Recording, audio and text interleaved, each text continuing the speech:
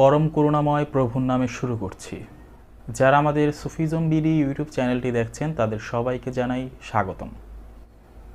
আজকে আমরা কয়েকটি বিষয় নিয়ে আলোচনা করব। যে প্রশ্নগুলো মূলত আপনাদের কাছ থেকে এসেছিল সেই প্রশ্নগুলোর জবাব দেওয়ার চেষ্টা করব খুব ছোট ছোট বা সংক্ষিপ্ত আকারে। এক ভাই প্রশ্ন করেছিলেন, কিসের কারণে আমরা এই ধরাধামে আসলাম? আরেক ভাই প্রশ্ন করেছিলেন যে আমরা গতবার কোন জন্মে ছিলাম, অর্থাৎ পশুকুলে ছিলাম না মানবকুলে ছিলাম, বা কেমন জন্ম লাভ করেছিলাম যে যার জন্য আমাদের এবার এরকম জীবন লাভ করতে হলো।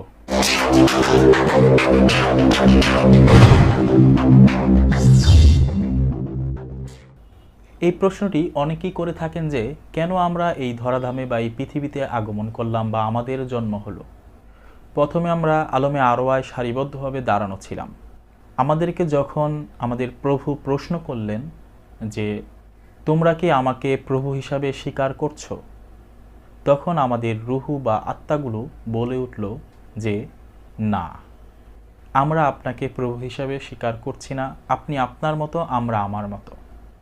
তখন তাদেরকে দুর্বল করা হলো, তারপর আবার জিজ্ঞেস করা হলো, তারপরও তারা একইভাবে বলল যে আপনি আপনার, আমরা আমার। এভাবে রুহগুলোকে দুর্বল করতে করতে যখন অনেক দুর্বল করে ফেলা হলো, তখন সেই রুহগুলো বলে উঠল যে হ্যাঁ, আপনি আমাদের প্রভু আর আমরা আপনার বান্দা। তারপর এই কথার সত্যতা প্রমাণের জন্য আমাদেরকে পৃথিবী নামক এই গ্রহে মানব দেহ দিয়ে প্রেরণ করা হলো। তারপর আমাদেরকে এই দেহ ধারণ করে মানব কুলে জন্মগ্রহণ করতে হলো এই ধরাধামে। অর্থাৎ আমরা আমাদের সেই ভুলের শাস্তি বা সেই কথার সত্যতা প্রমাণের জন্য জন্মগ্রহণ করেছি বা এই ধরাধামে এসেছি, এটা প্রমাণ করার জন্য যে আমরা আমাদের প্রভুর অনুগত। এটা আমি দিলাম ধর্মীয় মতামত অনুসারে, যে মতামতটি এসেছে সে অনুযায়ী। এখন কথা হচ্ছে, আমাদের জন্ম কি একটাই কিনা, বা আমরা কি প্রথমবারই এখানে আসলাম না পূর্বে আরও এসেছিলাম? প্রথমবার ধরাধামে আসার যে কারণ ছিল সেটা আমি উল্লেখ করলাম, যে আমরা স্রষ্টাকে অস্বীকার করেছিলাম, সেজন্য আমরা জন্মগ্রহণ করেছি। সেটা প্রমাণ করার জন্য যে আমরা ঈশ্বরকে এখন পূর্ণভাবে বিশ্বাস করি এবং তা কর্মের মাধ্যমে প্রকাশ করে দেখিয়ে দিতে চাই, যা ধর্মীয় মতামত। মূলত আমরা আলমে আরওয়ায় রুহ আকারে যখন ছিলাম তখন আমরা সেই পরমের সাথে একাকার হয়েছিলাম। আমরা মূলত সবাই সেই পরমেরই একটি অংশ, সেই মহাসিন্ধুর এক বিন্দু। আমরা আমাদের কর্মের কারণে সেই মহাসিন্ধু থেকে ছিটকে পড়ে আজ বিন্দুতে রূপান্তরিত হয়ে এই মানব দেহ বা অন্য কোনো দেহ ধারণ করে এই পৃথিবীতে চলাফেরা করছি এবং জন্মগ্রহণ এবং মৃত্যুবরণ করছি। যতদিন পর্যন্ত আমরা আমাদের কর্মকে পরিশুদ্ধ করতে না পারব, ততদিন পর্যন্ত আমাদের এই জন্ম মৃত্যুর বন্ধনে আবদ্ধ থাকতে হবে, বারবার জন্মগ্রহণ করতে হবে এবং মৃত্যুবরণ করতে হবে। যতদিন পর্যন্ত আমাদের আত্মার কুলুষতা দূর হবে না, ততদিন পর্যন্ত এই আসা যাওয়া বন্ধ হবে না। আর এই আসা যাওয়া বন্ধ না হওয়ার অন্যতম আরেকটি কারণ হচ্ছে আমাদের বাসনা। যতদিন পর্যন্ত আমাদের চাওয়া পাওয়া থাকবে, বাসনা থাকবে, ততদিন পর্যন্ত আমাদের আসা যাওয়া অনিবার্য, সেটা ভালো কর্মেই হোক অথবা মন্দ কর্মই হোক। অনেকে বলতে পারেন মন্দ কর্মের জন্য আমরা আসবো, তা আমরা বুঝতে পারলাম, কিন্তু ভালো কর্মের জন্য আমরা কেন আসব? মন্দ কর্মের কারণে আমরা যদি ধরাধামে আসি, তাহলে ভালো কর্মের জন্য আমাদের ধরাধামে আসতে হবে ঠিক যে কারণে মন্দ কর্মের জন্য আসতে হবে, অর্থাৎ ফল ভোগ করার জন্য। অর্থাৎ মন্দ কর্মের ফল ভোগ করার জন্য আমাদের ধরাধামে আসতে হবে, এটা আমরা প্রায় সবাই বুঝি, তাই এটা নিয়ে তেমন একটা মাথা ঘামাতে হয় না। কিন্তু ভালো কর্মের জন্য দুনিয়াতে আসতে হবে, এটা শোনার পর অনেকেরই একটু দ্বিধাদ্বন্দ্বে পড়ে যান। এর কারণ হচ্ছে বাসনা। অর্থাৎ যখন আমরা ভালো কোনো কাজ করার পর বাসনা রাখি যে আমরা এটার ফল চাই, বা উদাহরণস্বরূপ বলা যায় আমি কাউকে 10 টাকা দান করলাম, এই দানের পেছনে আমার একটা উদ্দেশ্য থাকলো, তা হলো পরবর্তী জীবনে যেন আমাকে উন্নত জীবন দেওয়া হয়, অর্থাৎ আমি যেন আরও ধনী হয়ে জন্মগ্রহণ করি, অর্থাৎ দানের বিনিময় চাওয়া। 10 টাকা দান করলে 100 টাকা পাবো বা 70 গুণ বৃদ্ধি করে তা পাবো, এই যে একটা মনে বাসনা, এরকম চিন্তা ভাবনা করে দান করলে সেই দান ভোগ করার জন্য আমাকে জন্মগ্রহণ করতে হবে। অর্থাৎ তবে হ্যাঁ, আগামী জন্ম উন্নত জন্ম হবে। এবার যদি কেউ ভিখারি থাকে, কেউ যদি দান খয়রাত করে, তাহলে সে আগামীবার অবশ্যই ধনীর ঘরে জন্মগ্রহণ করবে এবং ধনী হবে, তার উন্নত জীবন লাভ করবে। এবার যদি কেউ সাধুসঙ্গ করে, যদি ফ্যামিলি এইরকম হয় যে তার ফ্যামিলি তাকে মানছে না বা এই লাইনের না, অর্থাৎ আধ্যাত্মিক টাইপের না, তো তাহলে তারা খুব বিদ্রোহ করে বা অনেক কষ্ট করে এই লাইনে আসে। কিন্তু এই যে বাসনা যে আমি আধ্যাত্মিক লাইনে আছি, আগামীবার আমি আরও অনেক জানতে পারবো, এই জন্মে খুব কম জানলাম, আগামীবার হয়তো বা আমি পীরের দরজা পাবো বা অনেক আত্মজ্ঞান হাসিল করব, এরকম কারণে যদি কেউ সাধুসঙ্গ করে, তাহলে সে আগামীবার সত্যি অনেক জ্ঞানী হয়ে আসবে, কিন্তু তার আসা যাওয়া বারণ হবে না। আমাদের পরবর্তী জীবনে জ্ঞানী হয়ে আসতে হবে, ধনী হয়ে আসতে হবে, বড়লোক হয়ে আসতে হবে, সুন্দর চেহারা নিয়ে আসতে হবে বা সুন্দর গুণ নিয়ে আসতে হবে, এটা আমাদের উদ্দেশ্য নয়।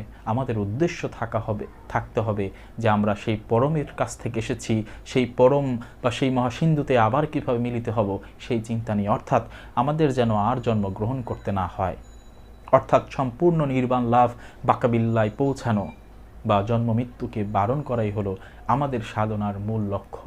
কিন্তু আমরা ভুল করে বাসনা নিয়ে কর্ম করি। অনেকে দয়ালের খ্যাতমত করেন, তাও হয়তো বা কোনো বাসনা নিয়ে। এই যে বাসনা থাকা, অর্থাৎ দুনিয়াবি কোনো বাসনা থাকলেই তাকে আবার জন্মগ্রহণ করতে হবে, তবে সে উন্নত জীবন লাভ করে ভালো কর্মের জন্য, এবং খারাপ কর্মের জন্য সে খারাপ বা মন্দ নিম্ন স্তরের জীবন লাভ করবে। আরেকটা বিষয় হচ্ছে, আমি আমার কথায় বিভিন্ন ধর্মগ্রন্থ বা কোরআন হাদিস বলেন বা অন্য কোনো বিষয় বলেন, রেফারেন্সগুলো একটু কম টানি, কারণ এগুলো আমি আমার নিজের মতো করে বলার চেষ্টা করি। ধর্মীয় উদ্ধৃতিটা সামনে আনলে দেখা গেল একটা ধর্মীয় দ্বন্দ্ব বা অন্য মতভেদ সৃষ্টি হবে, আমি সেটা চাই না। তবে এইসব বিষয়ের অনেক দলিল রয়েছে অনেক ধর্মগ্রন্থেই, এখন সেদিকে যাচ্ছি না।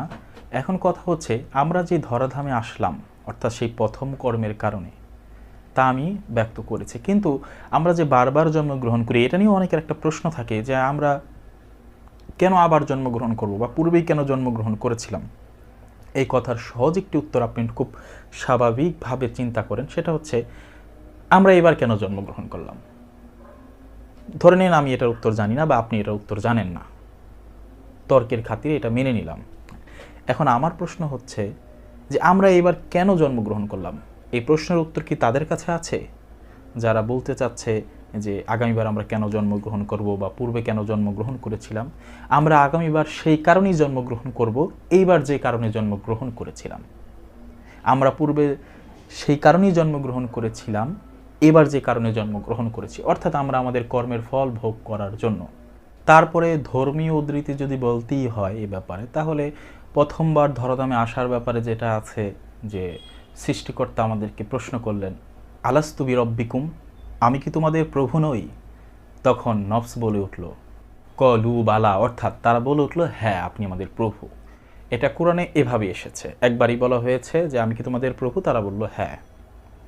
কিন্তু বিভিন্ন তাফসির বা বিভিন্ন জায়গায় এরকম ব্যাখ্যা এসেছে যে এটা বারবার বলার পর, তারপরে মানুষকে দুর্বল করার পর তখন তারা এটা স্বীকার যায়, এই জন্য আমাদের আসতে হয়। তারপরে বলতে গেলে বলা যায় যে ঈশ্বরের ইচ্ছা ছিল আমাদেরকে প্রেরণ করার, তাই তিনি আমাদেরকে পাঠিয়েছেন। মূলত আমরা সেই মহাসিন্ধুরই একটি বিন্দু। এটা এমন কিছু নয় যে ঈশ্বরের মন গড়া কারণে আমরা দোষী হয়েছি বা আমাদের এই পৃথিবীতে আসতে হয়েছে, অর্থাৎ এক্ষেত্রে আমাদের কোনো দোষ নেই, সব দোষ তাহলে ঈশ্বরের দিকে যায়, এরকম কিছুই নয়। সবাই তার কর্মের জন্যই জন্মগ্রহণ করে, এবং ধনী গরিব বা যে যে স্ট্যাটাস অনুযায়ী জন্মগ্রহণ করছে এবং আছে, তা সবই তার কৃতকর্মের ফল। কোরআন আল্লাহ তাআলা স্পষ্টভাবেই বলে দিয়েছেন যে জলে এবং স্থলে যত বিপর্যয় ঘটে তা সব কিছুই মানুষের কৃতকর্মের ফল। এরকম অনেক আয়াত রয়েছে যেখানে বলা হচ্ছে স্পষ্টভাবে যে মানুষ তার কৃতকর্মের ফল ভোগ করবেই, তা ছোট হোক অথবা বড় হোক।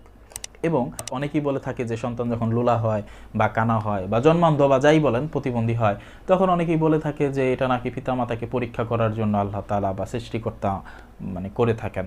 এখন কথা হচ্ছে যদি এরকমই হয়ে থাকে তাহলে বিষয়টা অন্যরকম হয়ে যায়, কারণ আল্লাহ তাআলা স্পষ্টভাবে বলেছেন যে এক আত্মা অন্য আত্মার পাপ ভোগ করবে না, অর্থাৎ এক আত্মা অন্য আত্মার শাস্তি ভোগ করবে না, এটা কোরআনে স্পষ্ট ভাষায় আছে।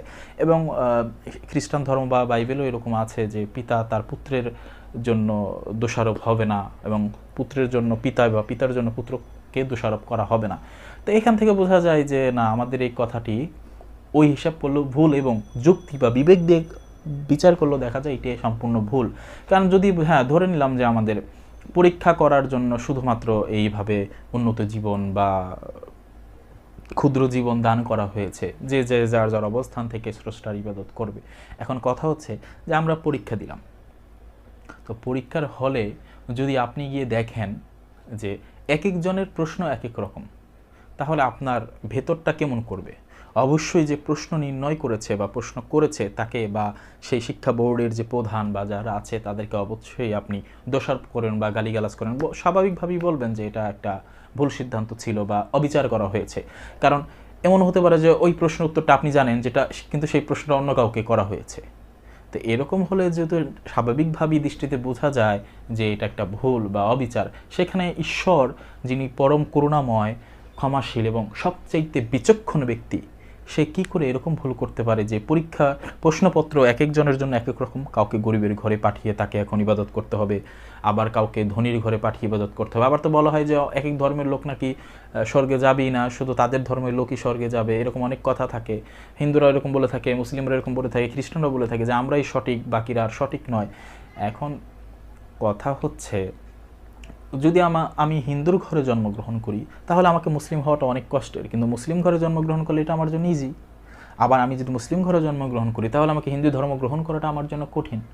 তো ঈশ্বর যদি এত বিচক্ষণ হয়ে থাকে, তাহলে আমাকে কেন এক এক সময় বা এক একজনকে কেন এক এক ধর্মগ্রন্থ যেখানে পালন করা হয় বা ধর্ম পালন করা হয় সেসব পিতামাতার কাছে তাকে পাঠাবেন? তাহলে তো এটা সে চাইলেই সহজ করে দিতে পারতো। এখন অনেকে সবাই একথা বলে যে এটা আল্লাহর ইচ্ছা। না, এরকম কিছু নয়। আল্লাহ মানুষের উপর এমন কিছু চাপিয়ে দেন না যা সে বহন করতে পারে না। আর তাছাড়া সে প্রশ্নপত্র এক একজনের জন্য একরকম করে না, অর্থাৎ কারো প্রতি তার দৃষ্টি এরকম নয় যে হ্যাঁ আমি একে খুব ভালোবাসি আর একে ভালোবাসি না, এরকম নয়। সবাই তার কৃতকর্মের ফল অবশ্যই ভোগ করবে। যে আল্লাহ কারো চেহারা দেখেন না, তিনি দেখেন মানুষের অন্তর এবং তার কর্ম। তাই যে শিশুটি এখন কানা হয়ে বা জন্মান্ধ হয়ে জন্মগ্রহণ করলো, আপনি ধরেই নিতে পারেন যে সে পূর্বজন্মে কোনো পাপ করেছিল, সেই জন্য তাকে এবার জন্মান্ধ হয়ে জন্মগ্রহণ করতে হয়েছে। তা না হলে এই শিশুটির প্রতি এটা যে একটা অবিচার, তাই স্পষ্টভাবে বোঝা যায়। এটা আপনি হয়তো বা ধর্মীয় কারণ না মানতে পারেন বা আপনি অনেক কিছু ভাবতে পারেন, কিন্তু বিবেক খাটালে এটার কথা এটাই আসবে। আর আল্লাহ কারোর সাথে অবিচার করেন না, তার কোনো দোষ নেই, সমস্ত দোষই আমাদের। তাই আমরা যদি আবারও ধরাধামে আসি তাহলে আমাদের কিন্তু কর্মের কারণে আসবো। ঈশ্বর আমাদের ইচ্ছা করছেন বলি বারবার পাঠাবেন আর তার নাম জপ করাবেন, এরকম কোনো ব্যাপার নয়, বিষয়টা নয়। এটা আমাদের কর্ম, আমরা ভালো করলে ভালো পাবো, খারাপ করলে খারাপ পাবো।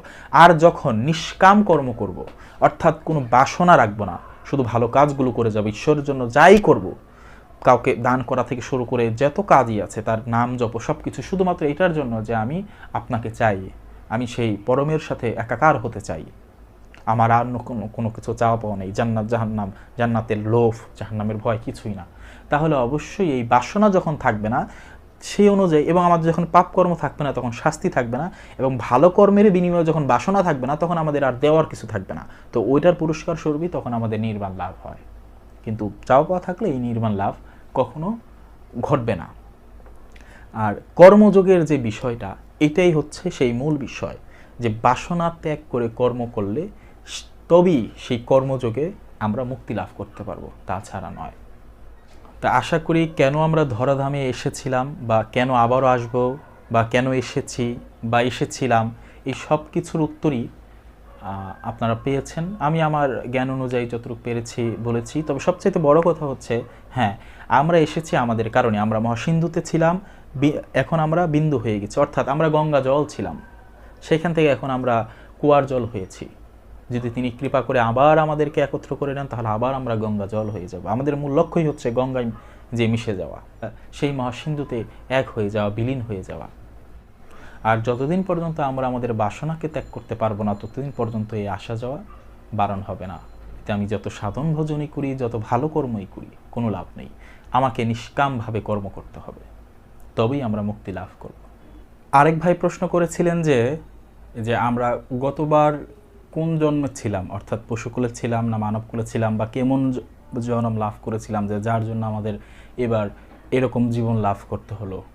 এখন কথা হচ্ছে পূর্বজন্মে আমরা পশু ছিলাম না মানব ছিলাম, এই বিষয়টা আমাদের জানার বা বোঝার খুব বেশি যে একটা গুরুত্বপূর্ণ বিষয় এরকম নয়।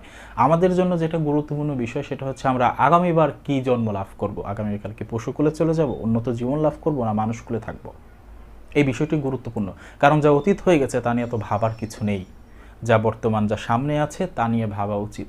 হ্যাঁ, হতে পারি যে আমরা গত জন্মে অন্য কিছু ছিলাম বা মানুষই ছিলাম, এর চাইতে হয়তো নিম্ন শ্রেণীর বা উচ্চ শ্রেণীর। এক একটা কারণ দেখলে বোঝা যায় যে মানুষের জীবনের কতটা উন্নতি হয়েছে বা অবনতি হয়েছে। তো এই বিষয়গুলো খুব সূক্ষ্ম বিষয়, এগুলো আলোচনা করার তেমন কোনো বিষয় নয়। গুরুর কাছ থেকে আত্মজ্ঞান হাসিল করলে এই বিষয়গুলো খুব বোঝা যায়, যা নিজে নিজে অনুধাবন করা যায়। এগুলো আলোচনা করে বা অন্য কারোর কাছ থেকে শুনে বোঝার মতো বিষয় নয়। আরেকটা বিষয় হচ্ছে, যেটা বলতে চাচ্ছিলাম, সেটা হচ্ছে আমরা আগামীবার কোন জন্মে যাব বা মনুষ্যকুল পাবো কিনা বা পশুকুলে চলে যাব কিনা বা উন্নত জীবন পাবো কিনা। হ্যাঁ, এটার কথা হচ্ছে, আমি খুব সহজভাবে একটা উদাহরণ দিয়ে বোঝাচ্ছি যে একটি ছাত্র যখন পরীক্ষা দেয় তখন সে পরীক্ষা শেষ করে আসলে বা পরীক্ষা হলে থাকা অবস্থায় সে বুঝতে পারে তার পরীক্ষাটি কেমন হচ্ছে। পরীক্ষা ভালো হলো না খারাপ হলো সেটা পরীক্ষা হলে থাকাকালীনই বোঝা যায়, এবং পরীক্ষা শেষ হয়ে যাওয়ার দিকে বা শেষ পর্যায়ের দিকে একটি ছাত্র খুব ভালো মতো বুঝতে পারে যে আসলে তার পরীক্ষার রেজাল্ট কী হবে। একটি ভালো ছাত্র পরীক্ষা দেওয়ার পরে সে বলতে পারে যে আমি A+ পাবো বা A গ্রেড পাবো বা অন্য কিছু, এবং একটি খারাপ ছাত্র বলতে পারে যে হ্যাঁ আমি ফেল করব বা এই সাবজেক্টে পাস করতে পারি। তো একটা অনুমান করতে পারে, তাতে খুব বেশি একটা হেরফের হয় না।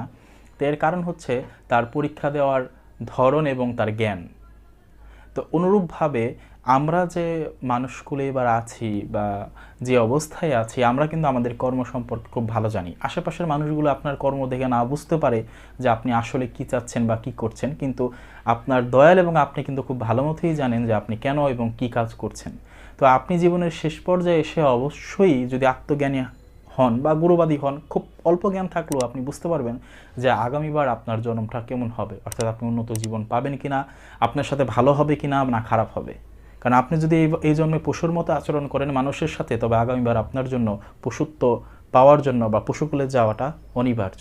আপনি যদি এবার মানুষকে দান করেন, তাহলে অবশ্যই আগামীবার ঈশ্বর আপনাকে দান করবেন। এবার যদি আপনি কৃপণ থাকেন, আগামীবার অবশ্যই আপনাকে দরিদ্র হয়ে জন্মগ্রহণ করতে হবে। এবার যদি আপনার স্বভাব চরিত্র ভালো না থাকে, তাহলে হতে পারে আগামীবার আপনার স্বভাবে বা আপনার চেহারায় সেই বিষয়গুলি ফুটে উঠবে না। তাই এই বিষয়টা খুব সহজ বা কঠিন কোনোটাই নয়। এগুলি আত্মজ্ঞানের মাধ্যমে একজন ব্যক্তি তার উপলব্ধির দ্বারা বুঝতে পারবে যে আগামীবার সে কোন কুলে চলে যাবে। তা আশা করি এই প্রশ্নের উত্তরটিও পেয়েছেন।